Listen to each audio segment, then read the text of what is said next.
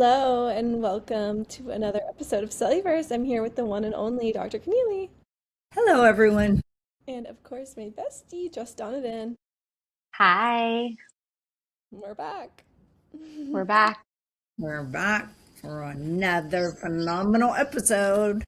We're gonna try to film these in person, maybe if I'm when I get home tomorrow. Whoa, that'll be a fun little change for a bit. I mean, even if it's not filmed, we could just do it in person to hang out with each other. Mm-hmm. Could be fun. Alana's coming home. We're so New Year's is excited. the big news on the block. I'm so excited. Other people can have New York. You guys keep it. You keep it for yourself. It's not for me. I need to come home. Who knows? Maybe I'll be like, I missed New York. No, I don't think so. Been kind of all over the place though. Trying to figure out. It's okay. You're migratory. I'm like Goldilocks, like trying different cities like their soups. Exactly. We're gonna find one that's just right. Pretty hopefully. I've tried a lot of them, so at some point Any it's day gonna now. be on me. Yeah. Yeah. At some point I'm the problem. Yeah. No, it's funny. So, anyways, we've got some fun topics today. So for Pulse Check, we had a debate on Twitter about peptides with Max Marchone and Martin Scarelli, the pharma bro. And it was really interesting, actually. They have two, like, opposite, views on peptides. And Max is basically saying, anecdotally, I feel like these peptides work, and Martin's saying, but that's an anecdote, and we need to run a proper trial. And when the trials have been run, like for BPC 157, it didn't really show efficacy. It was kind of interesting. The same arguments we had already made on our peptide episode that Martin made, which I was like, wow, we are so smart, because he made the He exact same he one. probably tuned in before when he was prepping for it. He was He like, wait, what? hold on. What did he say? He essentially said that you explain what he said about BPC He 157. said, he said that, first of all, GLP peptides, like, you know, diet and exercise does exist, and before you put someone on that, potentially they really actually need to get their diet enhanced, because that's still available to us, and we're acting like being obese is gonna, like, immediately kill you when it's not good for you, but you need to also intervene very seriously with lifestyle first and foremost, which is, he's like, I'm a farmer, bro, that's what I do, so, like, I'm just being logical.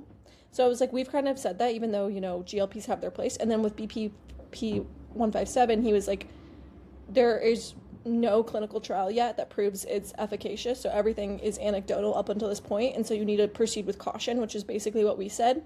And potentially, some of the mechanisms that play with BPPC 157, they could be dangerous, so we have to be careful. And that's what we said. We said proceed with caution. And he also said, like, peptides, these people are injecting themselves like it's normal. Like, that is just not a normal thing to do, to go home and inject yourself. And it's kind of like this idea that you want to be on the cutting edge, you want to do something for yourself, and be kind of part of this elite that knows what to do, when that's not necessarily true. Like, peptides could be dangerous. You could be injecting something with something that causes cancer, you know? Right. Like BPC 157 or TGF beta. So peptides aren't anything new. And, our double-blind randomized clinical trials, usually have, unfortunately, a lot of them are bought and paid for. So the problem with these trials is they're looking at one variable. And the definition of health is, I think it's not just absence of disease, it's complete physical, mental, and social well-being. And we don't even talk about any of that when we see a patient in the conventional world. And then when they do a trial, do they take that into consideration, the definition of health? Okay, no one really talks about that because absence of disease, or, being sick is just because you don't have anything doesn't mean you're healthy. And once you have something like once they do these clinical trials, is someone walking around with these people 24/7 saying like, how are you living? And so I just think clinical trials have to just be looked at very as part of the equation. It's not everything. And I wish it was, but it isn't. And the Cochrane Collaboration Group, who is like the highest form of examination of literature, really talks about this and how these clinical trials don't always, give the information we really need to take care of patients properly. But aren't they better than nothing? Well, the problem is if they're properly done. Like, did the patient sleep, water, eating, exercise, stress? You got to take, if you're going to do experiment, you got to take all facets into consideration. That's just how I feel. But some studies aren't meant to take all facets into consideration. They're just looking at a single lever so that we can Right. understand that lever. Exactly. But there's 100 other levers. So I just feel like I just know from 40 years of seeing patients, like there's so many nuances as to the human miracle. But what the point is like, people are having discount codes off these peptides, making a lot of money off of drugs that aren't well studied. We don't really know if they're good or bad. Well, that is the problem because, there shouldn't be just some random person giving peptides to people. That That's is, what's happening. That's exactly what's happening. yeah, and that's not okay because most people can't even enlist into the basics before you even give a darn peptide. So, Most uh, people don't know how to like space their vitamins. yeah, right, Like as basic, like they're like, oh, you can't do like iron with like calcium. And it's like, no, like, you know what I mean? Like there's so many things that like people are missing and there's human error, which is beautiful and it's life. But like putting all these shots in the hands of people that are like not properly trained is like insane to me. right, Yeah. right. No, me too. Yeah. So I just think that you've got to do foundational things. You've got to address the actual mechanistic aspect of your body and honor the circadian rhythm and honor the rules and laws of the body first before you go start adding things. So you got to get the fundamentals down. Yeah. And that's one thing we're not really got that down. Like, they want to give all these peptides, but don't tell people, like, if you don't sleep, you're going to gain weight. Okay. And if your eating is not examined, then, that's a possible issue. And if you're not moving, like if you're not moving your body, you know, that's another issue. So, and then if you have stress and you have high cortisol, well, there's another reason why you gain weight. So if you have fatty liver, you might. So nobody's evaluating this and they're just giving all these things out to people. I found it really interesting that Martin mentioned that, they ran, a company did try to run a clinical trial on BPC 157, but they abandoned it. And he was like, drug companies want to make money. If it worked, they would probably get into it. But I mean, I don't know. Like, these things are always complicated, and I don't know what happened with the clinical study. But the same thing happened with resveratrol. Like infamously, drug companies started looking into it, and then they abandoned the study because of efficacy issues. So, Max said he's going to run his own clinical trial, so all power to him, and I think that's really awesome. Put your money where your mouth is.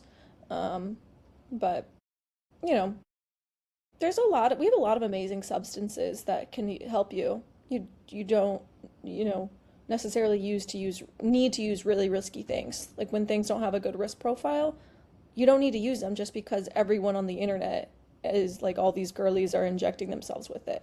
It's really not a sign that things are actually good for you. There's this like show, and one of the girls on it, she's 5'9", 5'10", and she was addicted to not addicted, but she was overusing peptides. I think it was trizepatide, and she was 99 pounds. And it's like, she's like on the show crying, being like, I can't stop taking it. Like, I'm nervous about, gaining weight. And it's like, who is giving someone that's 5'10", 99 pounds more access to this? Like, it doesn't even make sense. It doesn't make sense. Like, and everyone's like, that doctor should get their license taken away. And you're like, hey babe, most likely it's not a doctor. Like, could be a doctor, because doctors make bad decisions all the time, but like most likely they're just getting it from a friend of a friend. Like, it's almost equivalent to street drugs at this point. I know people on peptides that they don't know where they're getting their peptide from. They don't know. They're like, oh, I know this girl that takes it and she gave it to me. And it's like that seems like a great idea. Inject that. Yeah. Well, retatrutide is not FDA approved, so you can't prescribe, like, that's not, people are getting it from like sketchy dealers on the internet. So maybe that's where she's getting it from, like a Chinese peptide dealer. Well, and that's the thing that's hard too, is because like you have like so many extremes of people that like, there's like the pharma bros that are like super into the peptides. And then there's also the people that are like the health and wellness, being like, well, I don't need the FDA to approve anything. Like, when was the last time I agreed with the FDA? And you're like, well, not no, I get that. But like, when you start injecting something in your body, think that you want to know the source. Like, it takes a lot to figure out like how to like come up with something that you inject in your body. So like, if you can't trace it to someone or like something, like that seems scary to me. Yeah. Like, what if you hit a nerve? That literally happened to Josh Axe, I think, that allegedly, do not quote me, I do not know the details, I've never talked to him, but from what I've heard, he injected himself with stem cells and he, was paralyzed for a little bit or something like that. He like, That was with a doctor. He didn't do it himself. That was with a doctor. Really? Okay, well, the point stays though, like you're injecting yourself. This is serious stuff, And I agree with what you said. It's like not like, when you criticize it and you're like, well, it's not FDA approved, it's like people are like, "Oh, that's not very all health of you." It's like, "Okay, but I haven't lost my brain." Like I'm not for the sake of alternative health just for the sake of alternative health. Like I think we should do things like properly, I don't know. It's just like I don't know. It's just like, oh yeah, no, oh, so now you believe in the FDA? It's like, no, I just think we should be safe. Or like with the people that are like, I know a guy that like completely tore their ACL and this like really helped. And I'm like, it totally could have. But also placebos are alive and well. And I have to placebo myself every day. Like, you wake up a little bit tired and you're like, this is going to be the greatest day ever. Like, I cannot wait to parent 2 boys right now. Like, I've never had more energy in my entire life. Like, power of positive thinking. Like, if I'm going to be injecting something in myself, I'm going to be like, this is going to make me feel so good. I'm going to be superhuman, like, you can't go into it with like a negative thought of being like, oh, this isn't going to work. Like, you're being told around. It's like the emperor's new injection. Like, everybody's being like, oh my gosh, can you feel it? Can you feel it? And you're like, I feel it. It's repairing everything. I mean, that was one of Martin's big points, was like, you do not underestimate the power of placebo and the power of just the body's normal healing process. Like, if you are recovering from surgery and you take BPC, like, yes, the body recovers. That doesn't mean it's the BPC necessarily. As it should. Yeah, like that's part, like the healing process. Like, usually things when you have an injury, they can recover. So he was like, yeah, I mean, the power of placebo is truly amazing, and they've like done studies on it, and it's like, they've even given people like, fake SSRIs, and they're like, oh my gosh, I'm literally like so much better. Like, my mind, like, I no longer have depression. Like, that's how powerful giving something to someone is. And Right. so, Over 50%. yeah, placebos are absolutely amazing. We should all be popping placebos for whatever we need. Yeah, Little that's sugar right. pills. Yep. Nope. We should be thinking that all the way, all the time. And possibly, I mean, BPC probably is a, right now, what we knew, it might be a placebo, so because we don't know. We really don't know. There's never been a human study done. And they've tried it, and they dropped it. I'll drop the study, to be clear. Only in animal studies. So it was really interesting. Max is a friend. I love him. I've been to his house in Australia. We're advisors in Superpower, but doesn't mean we agree with everything. We're people. We have different opinions. I don't agree with my mom on everything, or my bestie Jess. We've got to be able to listen to both sides and juggle different ideas. Mm-hmm. And that's how we learn and grow. Yeah. Makes us all better. Yeah. I haven't injected myself with something in a long time. You don't need to inject yourself with stuff to get better, guys. Seriously. No, I can't tell you the last time I was injected. And hardcore. Speaking of hardcore things, our body map topic is endometriosis. I'm so excited about Just this. Just endo. Mom, you're not like as online as me and Jess, but like every single day someone is like, I have endometriosis. Like it is the year of endometriosis, 2020. I feel like it's been the last 5 years. It's been like slowly growing. And it becomes people's entire identities, which I think is like the huge problem. Because I mean, obviously, going through anything reproductive wise, like it's a problem and it sucks and it's not great. And if you're in pain, every month and you're extremely bloated and, all the things that comes with endo, it's not great. No one's going to enjoy that. But it's like when it becomes this like badge of honor, being like, I am a woman with endo and this is me. I'm showing up every day with endo. And it's like, okay, yes. But like, I think when you make it your entire personality, it is going to take over your life and it's going to affect you so negatively every single day because you wake up as a woman with endo, if that makes sense. Yeah, Mom always says, never become your problem. Never Right. identify with your problem. Never Yes. own it. Yeah, that's the problem. That is the whole problem, is that our medicine, we label people. We have to give them a diagnosis. And so the problem with that is then people, like, they just immediately become their problem. And I have to tell people every day, okay, you have this cancer. We're going to de-diagnose you. And then they keep coming in like, I have cancer every visit. And then I go, no, okay, wait a second. Let me show you. Let me show you your blood work. Let me show you your scans. Let me show you everything that is good and working for you.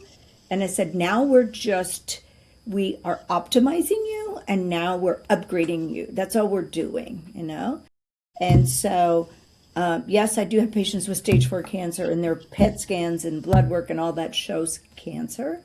But you can't, once you become diagnosed, you just cannot take ownership.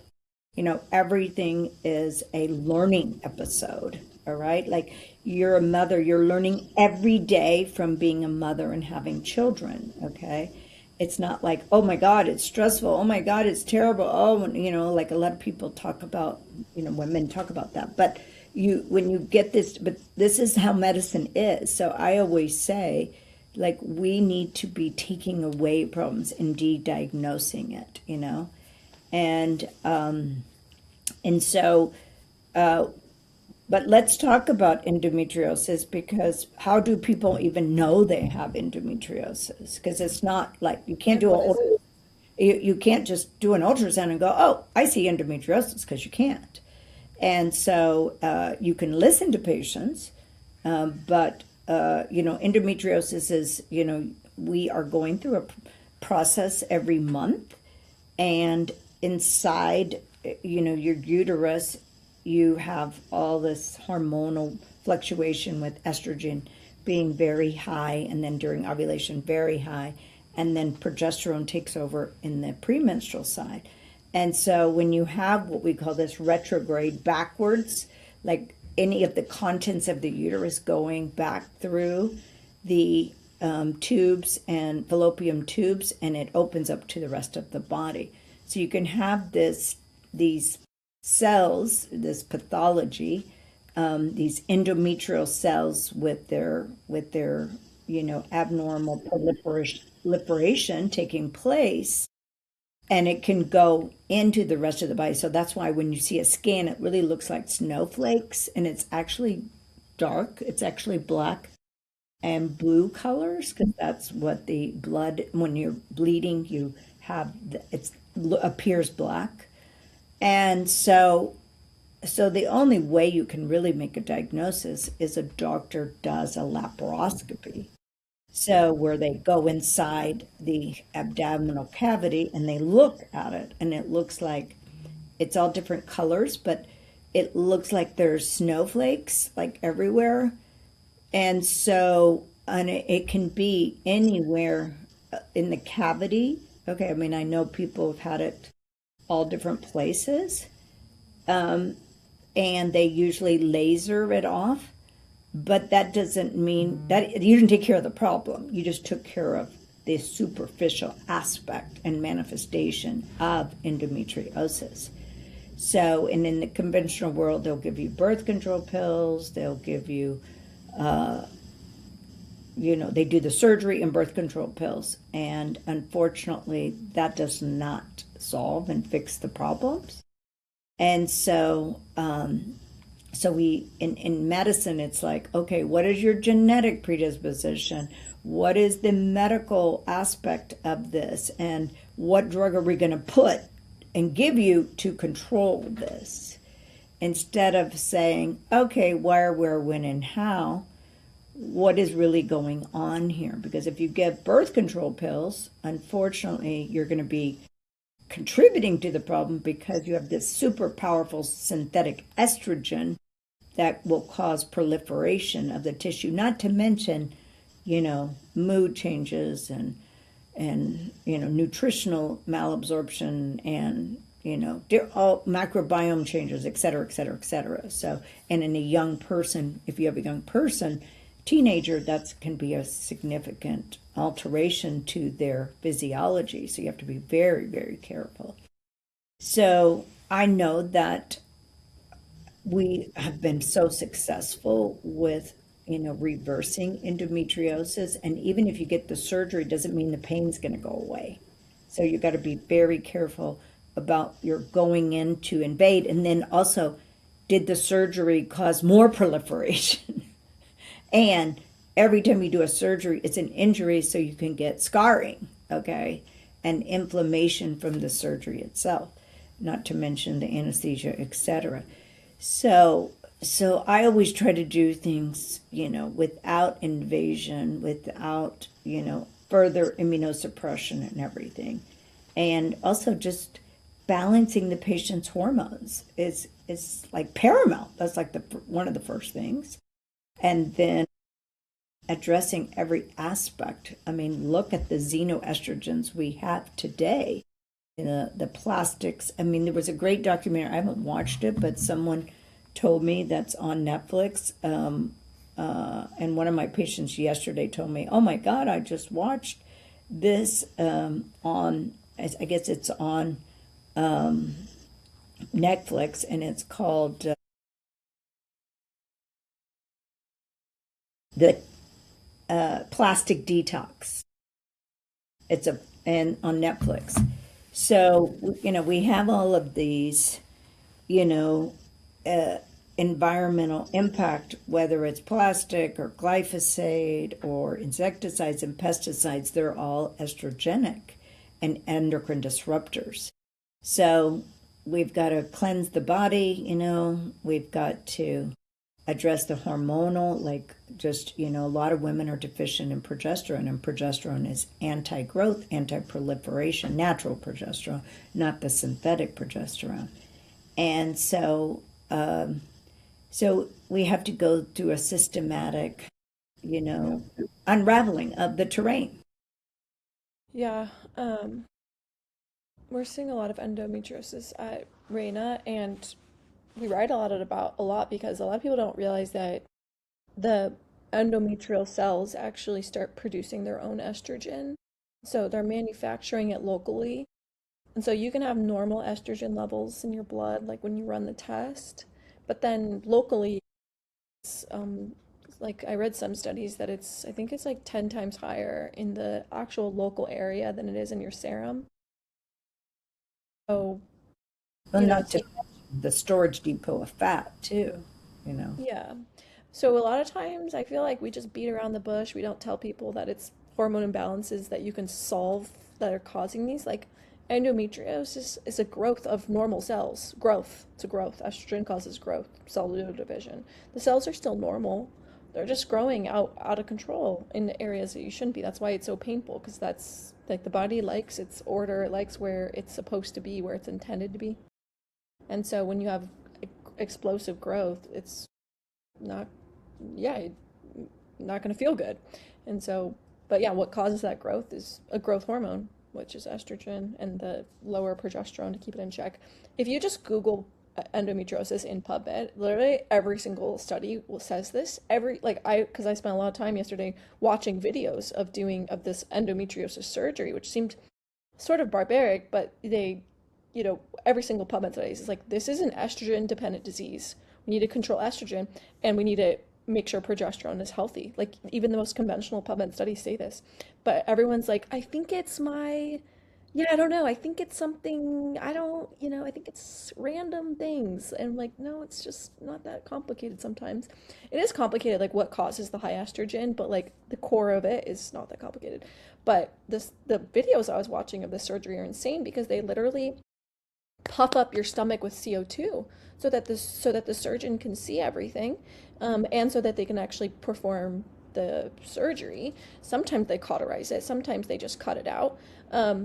And yeah, they pump it up with CO2. It's just wild. So that's why you're so bloated after the surgery. Like you see all these bandages around their stomach. You're so bloated because your stomach has been artificially puffed up, which is kind of wild. Yeah, but then I was like deep in the Reddit threads of this, and it was just so sad because, well, first of all, they do the surgery, they have no idea, which opens a big box up of like, what if the surgery doesn't want to disappoint you, that you thought it was this and isn't? I Yeah. feel like it's human nature to want to give someone an answer, especially after they just cut into your stomach in many different places, mind you, if they need to. And so it's a big risk. It's a big risk. Scary. That's what's scary about it. It's like you just don't know if you need this or not because there's no way um, to There's detect no it. way And to determine it, right? Yeah, it's so, like, can you imagine being like, okay, so we cut into you, we found absolutely nothing. You're in so much pain on top of the pain that you're already in. mhm. Oops. And now you're even more hopeless than before Yeah, because you like, just got a oh, surgery. great news. No Yeah. problem there. Like you just had an extra little surgery for no reason and you feel Oh, horrible. it totally would be horrible outcome. So I Yeah, was it's like best wondering, case you yeah, get stage 4. literally. So, and then different surgeons have different opinions on if it's there or not because the body is like, I mean, it's not like always easy to detect these things. Like, yes, sometimes the lesions are darker, but if it's stage one, it's really not that different than the rest of the cells. Again, these are normal cells. They're looking for normal cells that like may have a pigment change, or like some snowflaking, like mom said, or there's a name for it. I can't remember. It's like when the pattern is darker, burned spots or something. I can't Yeah. remember. Yeah. Yeah, burn spots. Yeah, something like that. But to a human eye, and like, yes, they have robotics, and yes, they have AI and stuff, but like, you know, I think probably the surgeon that does this is so important to the surgery because even if you show a cancer scan to 10 different doctors, they don't agree on what it is. Some people will say, oh, that's stage one. Some people will say it's stage four. Like, this has been studied. All right, exactly. And that's why it's good to always have a backup read. Like look at it, get some another pair of eyes because it's the pair of eyes. It's every head's another world. So like whatever those eyes are seeing. Right, Um, right. so so I know that many patients of mine have had like, oh no, it's not that, it's that when another doctor reads it. So who's right, you know? So hmm And then, like Mom mentioned, after you go into surgery, you're left with scar tissue, which can sometimes be just as painful as the actual endometriosis. And then they have to do another surgery to get rid of the scar tissue. So right. you could, like, some people I was reading on the Reddit threads are doing like multiple surgeries. And then, what if they nick one of your organs with these, like, you never know. Well, that's What a if you're, yeah, surgery. there's complications. This is a very intense surgery. So just Yeah, kind of it's very intense. And I had a young girl, she's the daughter of one of my patients, and who I've been seeing for a very long time. And her daughter, they said that I had endometriosis. She went through the surgery. I did try many, many, many, many things. And then she decided to do the surgery, and then the surgery didn't even work. I saw her like a year later, and she's like still in pain. I'm like, oh my God, like, all that. And that's very common. hmm Yeah. And then we don't think about the brain implications of surgery. Like there's very, very serious things that when we put people out, and that's a whole nother discussion. But we got to be careful and protect our patients at all times, at all steps. And so it's there's way more to a surgery than just going in and looking and doing and burning and whatever. But what is the aftermath to the patient? yeah. Like if you had a patient that had endo and came in and was like, I've done everything, they haven't done the surgery, but they're like, where do I start? Like what roadmap would you give someone to be like, okay, I mean, obviously it's like, let's look at your hormones, but like, what Yeah, are well, like, that's a very good question. So first, I would do super comprehensive blood evaluation just to see what's going on, what's their inflammation, what their hormones like, what's their insulin like, et cetera, et cetera. And then I would do imaging. I, like a girl came in to me. She's 37, but she came into me a mess. And then, anyway, we've slowly fixed all of her problems. But one of her biggest things was this pelvic pain. She goes, "Oh, they told me I have PCOS, and then I have endometriosis." And I said, "Well, how do they make the diagnosis? Because PCOS and endometriosis, they're not like clear diagnosis, okay?" And so, yes, you can have FSH and LH off with PCOS. Yes, you can have sugar problems. Yes, you can have follicles on your ultrasound, but a lot of women have follicles. But anyway, and so I did everything. I did all our blood, and I go, well, your blood does kind of show possible PCOS. Well, then I did the ultrasound, and I go, your ultrasound's like perfect. You're beautiful. And I said, okay, so let's just. I gave her a cleanse to do, and then I gave her progesterone to mimic her physiological cycle. And she comes in like last week and she goes, "Oh my God, Dr. Keeling, I've gone to 25 doctors. How can this be?" And I told her to do castor oil packs every night.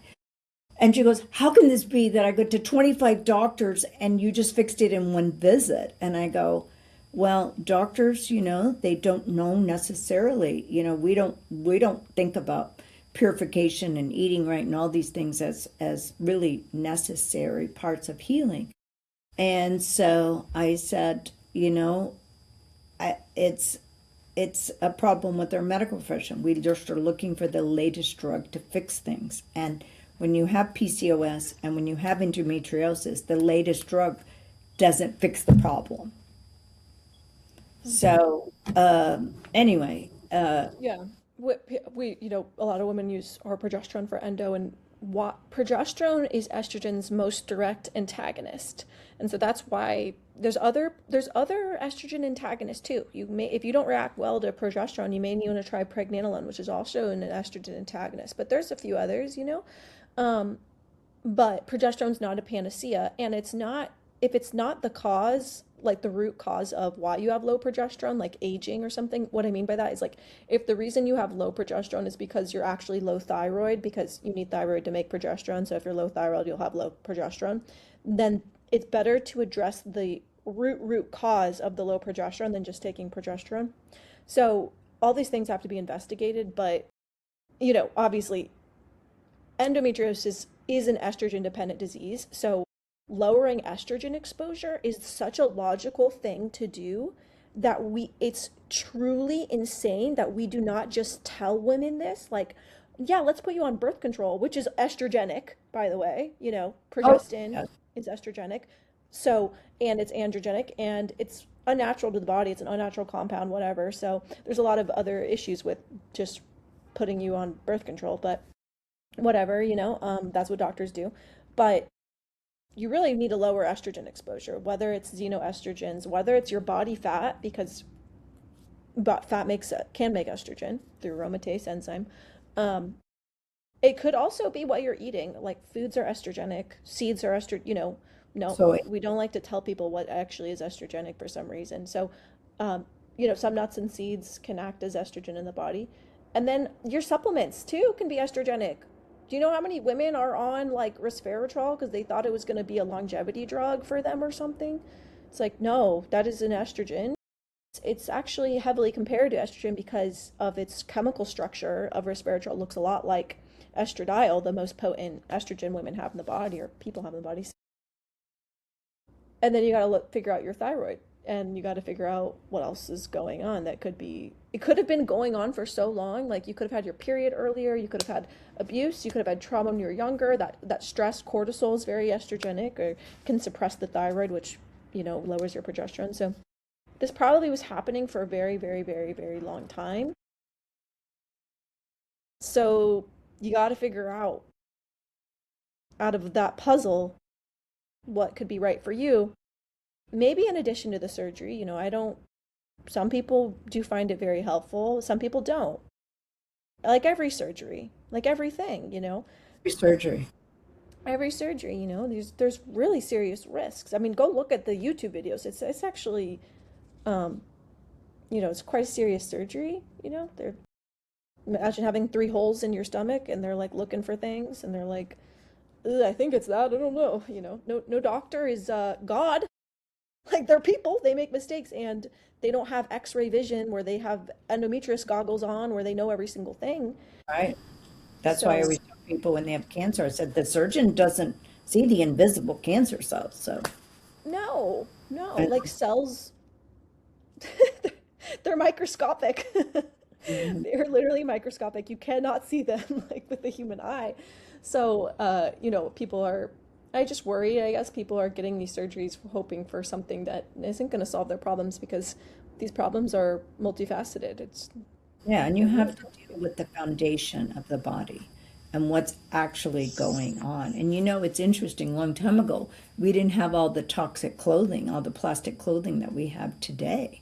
So, I mean, think about Lululemon. I don't know how old Lululemon is, but they kind of started that. But, people didn't have that kind of clothing. And people exercise before. I mean, people are much more sedentary, so your lymphatic circulation. And then people wear these super, super tight clothes, which also compress the lymphatics. So, one of the other things that I did on that young girl was I do this usually on almost all patients, not everybody, but I did an environmental pollutant panel on it on her. So that also told me, all the toxins and stuff. So yeah.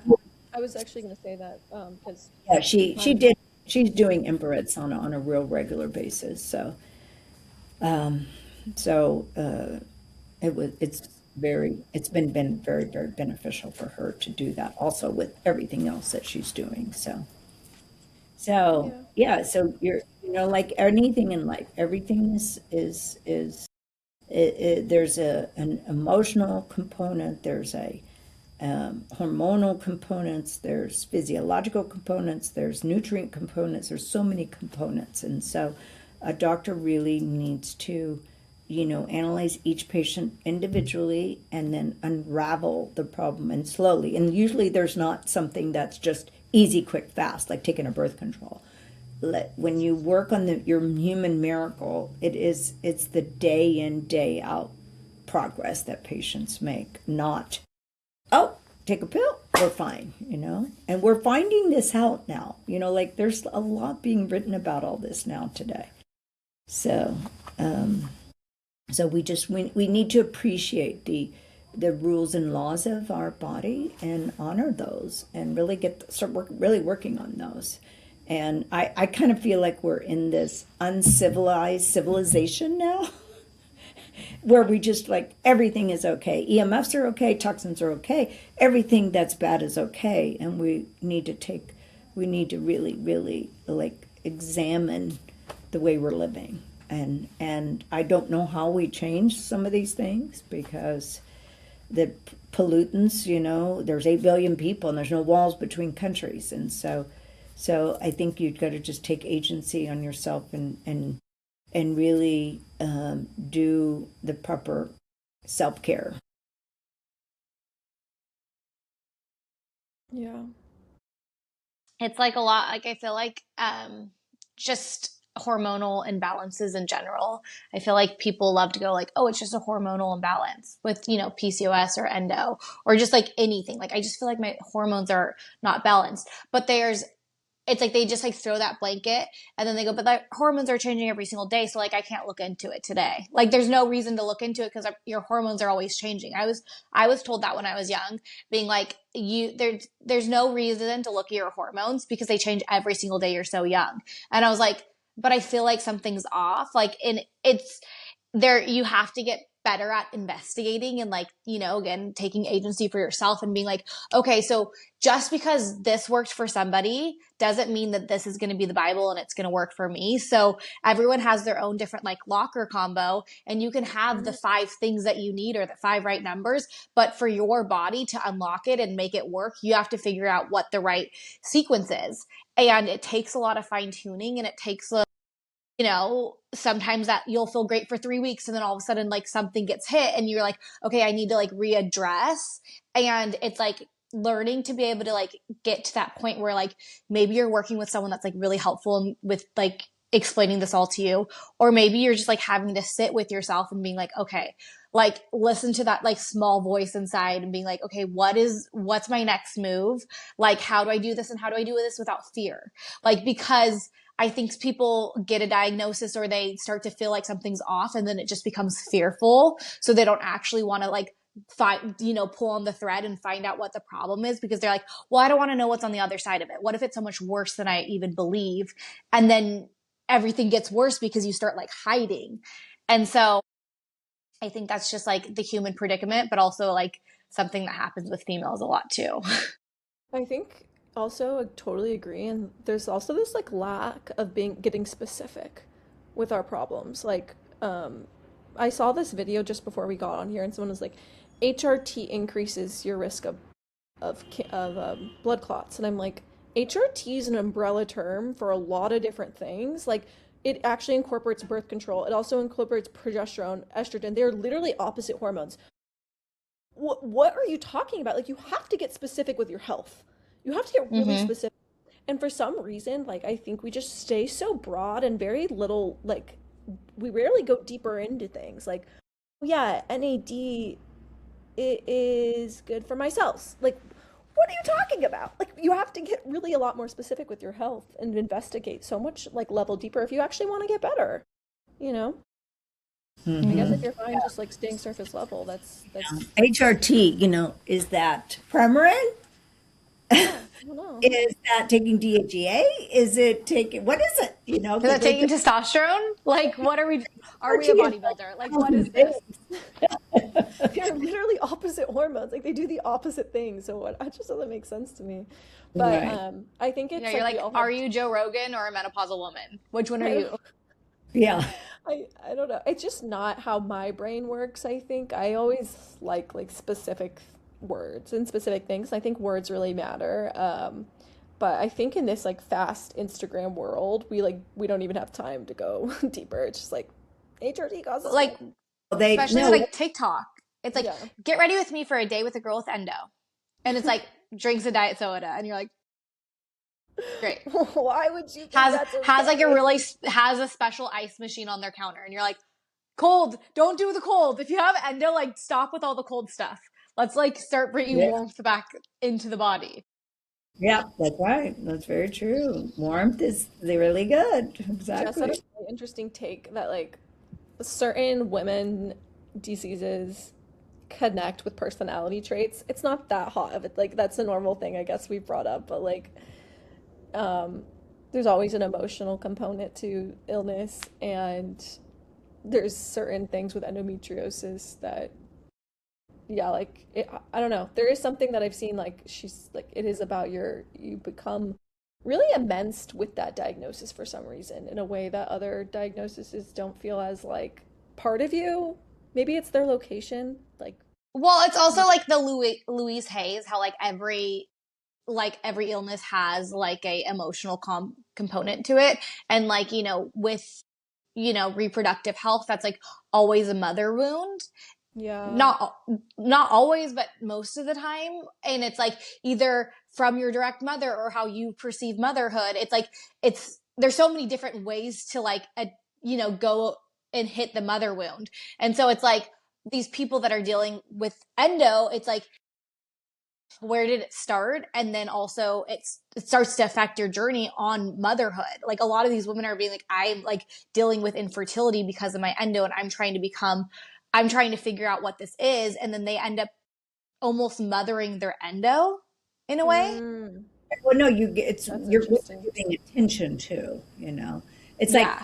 like every patient always like, oh, my cholesterol's high, Dr. Keeling. I'm like, oh, that's a good thing. But they think it's bad, okay, because they've been told and told and told and told that cholesterol is bad. And so, which we'll do a whole episode on that another time, but they like are stuck on that because that is what someone has been telling them all the time. And so low cholesterol is actually dangerous, and that's another thing too. We'll talk about in the future. But it's like we can't own or become our problem. We have to say, oh, what is God, the universe want us to learn and discover? Yeah. Mm-hmm. There's this one like girl on social media that is like vocal about her endo, and she like showed her supplement stack. I'm like, we're doing everything but progesterone. We're doing everything but the one thing that you probably need if you have endo. Like, how is that possible? Out. That's whatever's there, Yeah. It's also like, did a squirrel post this? It's like every nut and seed you've ever seen. And you're like, Also, like, I feel like we're not being like critical of people with endo. Like, we want better for them, and it's so frustrating that like they aren't offered no, these like solutions. I want to hold someone with endo and be like, it's going to be okay. Like, let's talk. Like I want, like, have you hugged someone with endo today? Because like I think that like we just like need to figure it out. Like it Yeah, is really complex, and there is so many things, and like yeah. I can't even imagine the pain and that you were going through. And I'm like, but I Mm-mm. just want you to know that like you can survive this, and we will get past this. You just have to keep Mm-hmm. on looking, and like it's like the iceberg, like you see the tip of it, and it's like so much bigger underneath, and it's like, let's get underneath. Let's Mm. go, girls. Let's go, girls. Wake up with me today. Yeah. Let's go. No, Totally. because that's what we're here. We're here to help and Yeah. serve and enlighten humanity. That's what. Yeah. Yeah. We have a bunch of post explainers on endometriosis and how to fix it. Obviously, like I said, it's not just progesterone, it's like vitamin D and pregnenolone and magnesium, it's all the things, but yeah. Every day a new celebrity has endo. I'm like, wow, that's crazy. I wonder how they're getting that diagnosis. Did someone do laparoscopic Yeah, and I think they're doing the surgeries. well, then we all that question is why? Yeah. Why is Well, this happening? you sent me an article. There's this celebrity, Pete Davidson, his fiance or girlfriend or whatever just had a baby, and she did this whole article in the cut or something about why she decided not to breastfeed. And essentially it stemmed from her having endo for stage 4 endo for so many years and never feeling like she had any control or um she never like any control over her body, or her body wasn't hers for so long. And then she got pregnant and then having the baby, so she opted not to breastfeed because she wanted to like feel like she was in her body. And I'm like, that is Mm. such an interesting take, because like I've never felt more in my body than being able to like, you know, make a human and then sustain their life. Like that's experiencing your full body as a woman. You know what I mean?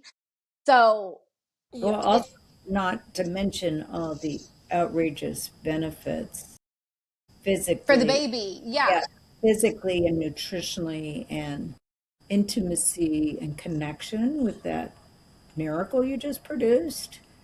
And Yeah. then the alternative to breast milk, okay, unless you make your own, is not great. So, like, what are you feeding your baby? Most formulas are not good. I So, think a lot like, of times when we get a diagnosis, it's sometimes easier to release agency from ourselves. Mm-hmm. right. That's right. Be- Responsibility.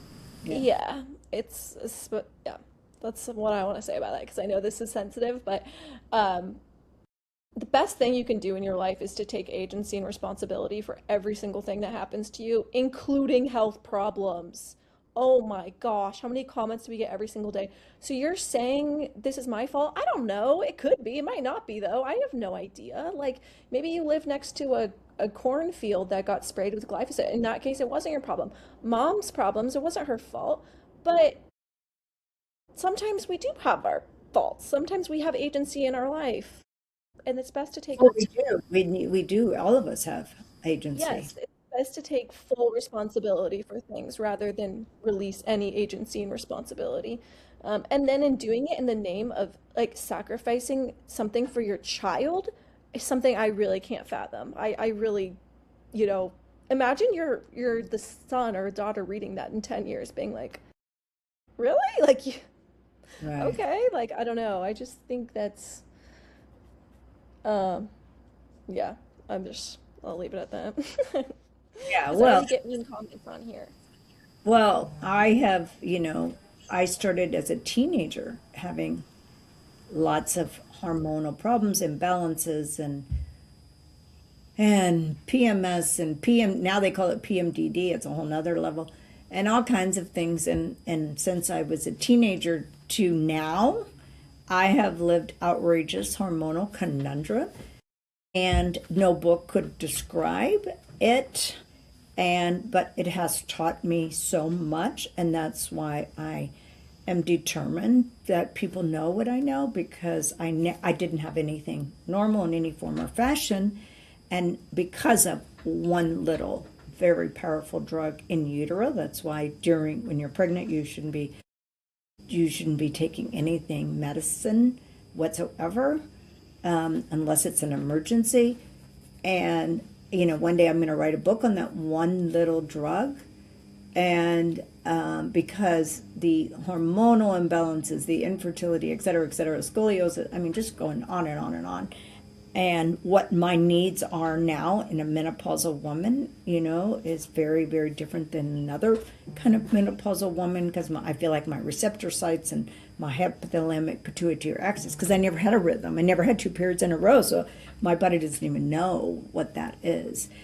And so I always like, okay, what am I supposed to learn? And I had an ectopic pregnancy even, so that's because of hormonal problems. Okay, so because you didn't, that's very common in DES offspring. So, but all it has taught me is how I have to live orderly. I have to honor those rules and laws, because that is what my body needs. And if you do not do the basics and just and do what is correct and right for your body to survive, and that's a spiritual, emotional, physical level, like, you're just not going to be successful. So, and I can't even tell anyone how many experiments I have done in my life, okay, to get myself better. So, Still more than, experimenting. yeah, we're still experimenting, So, anyway, I want people to really do their own deep dive into themselves, and because that is what's important. Our a lot of my patients, I would say on a regular basis every day, tell me that medicine is just a robotic conveyor belt, and your body is not that. Your Mm-hmm. body is just so stunningly miraculous and beautiful, and every individual is an original. And we just have to just really honor that and learn and study how miraculous we are. In the words of Ray Pete, perceive, think, act, never goes out. Right. That's the core of So, it. let's take a question now. Let's see. Okay, let's just see. Uh-oh. 926,188. All right. Oh, okay. So I wonder if this is, oh, wait, maybe I can play it. It's always nice to play it.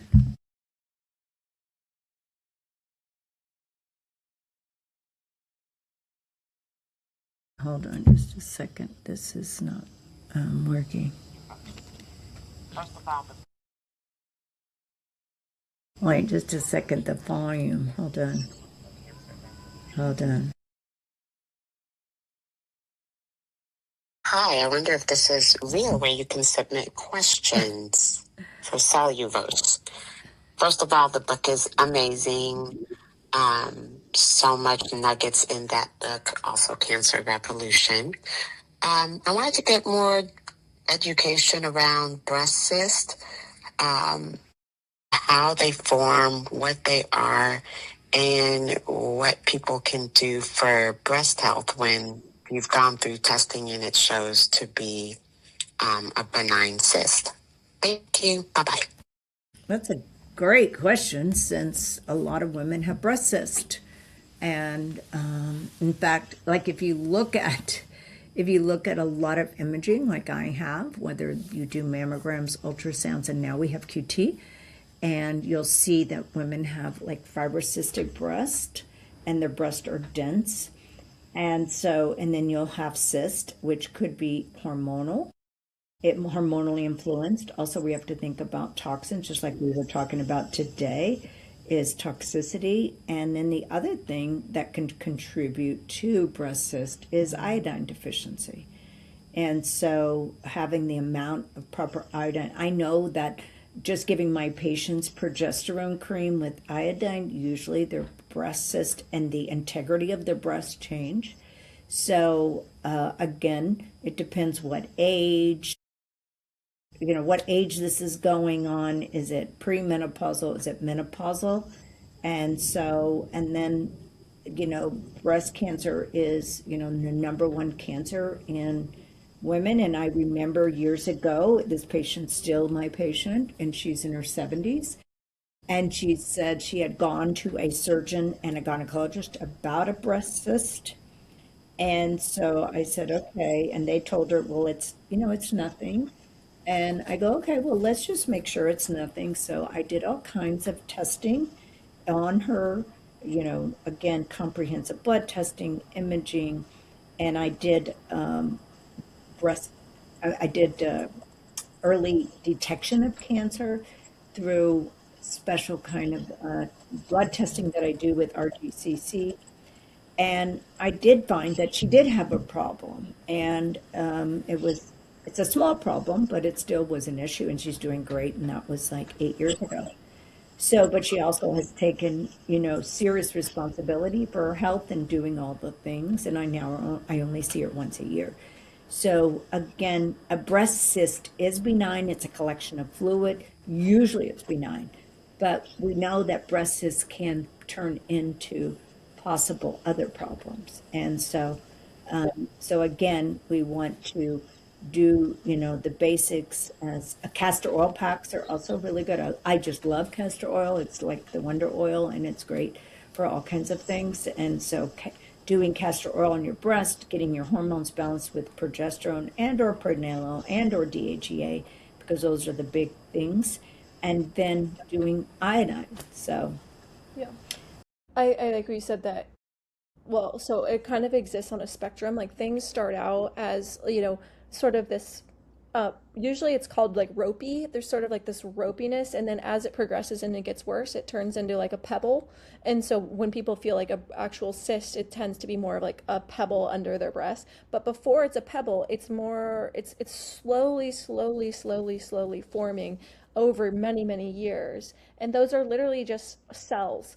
And the harder a tumor is, the harder a cyst is, the more aggressive it is. That has been shown in studies. Aggressiveness heavily correlates with the hardness of a cyst or a cancer. And so that why it's getting harder is because there's no oxygen to the area. The matrix starts to get remodeled, and because hormones dictate that remodeling, you have estrogen hardening collagen, hardening all these. The cells are all made up of this like sort of soup. It's like collagen, it's all this fibrous tissue, it's all this matrix, and so it starts to get remodeled into this like little ball. Usually, a lot of times they call them pebbles, because they look more like a pebble than like a ball. Um, and then it'll slowly turn into, as it gets worse, you may not live long enough for it to be turned into a tumor, but or like an aggressive cancer tumor.